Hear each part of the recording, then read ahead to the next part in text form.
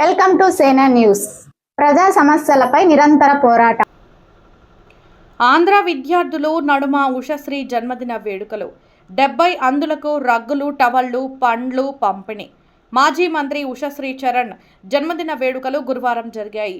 ఈ వేడుకలను సోమందేపల్లి మండల జడ్పీటీసీ డీసీ అశోక్ వైసీపీ శ్రేణులతో కలిసి సేవా మందిర్లోని ప్రభుత్వ అందుల పాఠశాలలో విద్యార్థుల నడుమ జన్మదిన వేడుకలు జరిపారు.